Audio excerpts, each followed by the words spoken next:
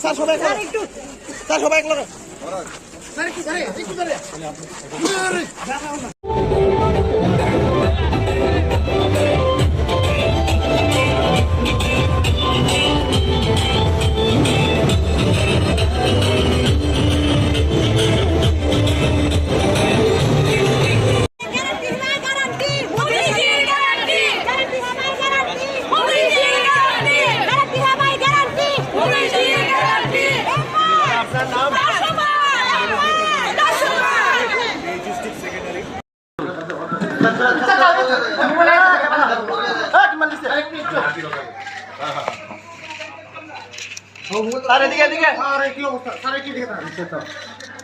Thank you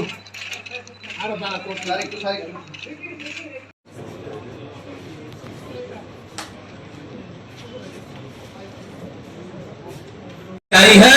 हमारे मुख्यमंत्री हरियाणा के श्री नायब सिंह सैनी भी आए हैं। मैं आज भी कहूँगा मुख्यमंत्री के बोलने से पहले कि नॉर्थ ईस्ट और वेस्ट क्या नॉर्थ ईस्ट और नॉर्थ वेस्ट हरियाणा और त्रिपुरा इसके समुद्र लगातार आगे बढ़ते रहे। आपका बहुत बहुत धन्यवाद।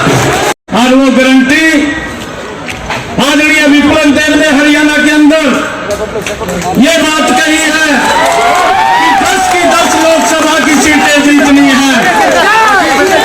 और मैं आज आप लोगों के बीच में मानिक शाह जी के नेतृत्व में त्रिपुरा की 2 सीटें कमल के फूल के ऊपर खड़ा करके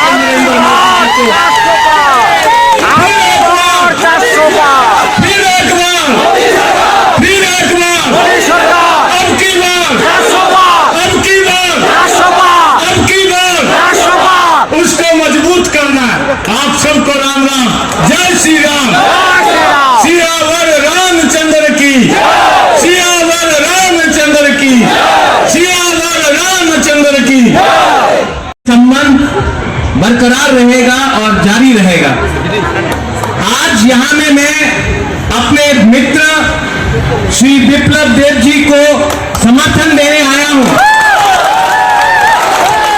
और बहुत लोग ये बात जानते नहीं हैं, लेकिन मैंने इनके दिल में, इनके हृदय में हमारे त्रिपुरा के जनजाति के पक्ष में एक प्रेम, एक प्यार और एक भाईचारा देखा है।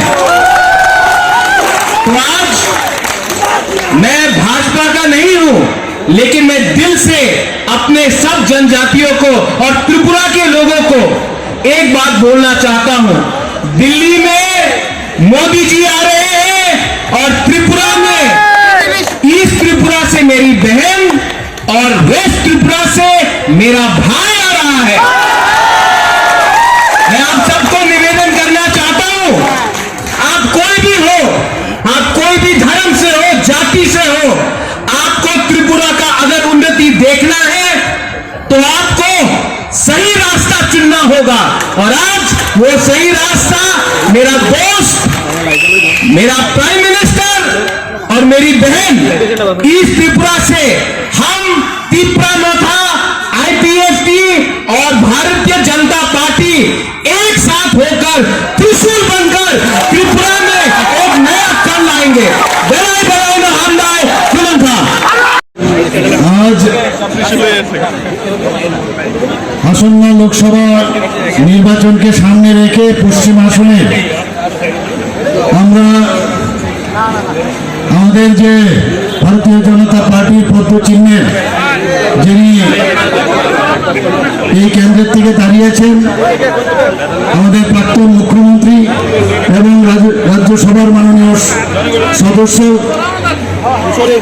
শ্রী বিপ্লব কুমার দেবজির একটু আগে আমরা সবাই মিলে এখানে ওনার যে আজকে আমরা নমিনেশন সাবমিট করলাম সেই উপলক্ষে আমাদের মাঝে হরিয়ানার মাননীয় মুখ্যমন্ত্রী এবং হরিয়ানার প্রাক্তন মুখ্যমন্ত্রী এবং আমাদের মাঝে আমাদের ত্রিপুরা প্রদেশ বিজেপির মাননীয় সভাপতি এবং আমাদের বিপ্লবজি আমাদের সাথে আছেন এবং ফণিদা, যাকে আপনারা সবাই চিনেন, ফণিদা আমাদের সাথে আছে।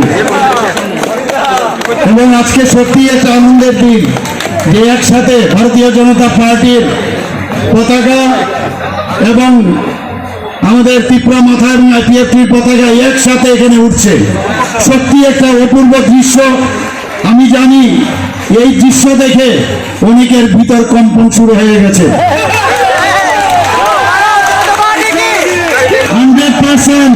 100% জিত। আর এই জিত কার? আমাদের যশস্বী প্রধানমন্ত্রী নরেন্দ্র মোদীজি। টার্গেট দিয়েছেন 307। আমি জানি না কি দাঁড়াবে ভারতীয় জনতা পার্টি, 307 নাকি একাই 370 নাকি একদম 400 চলে যাবে আমি জানি না।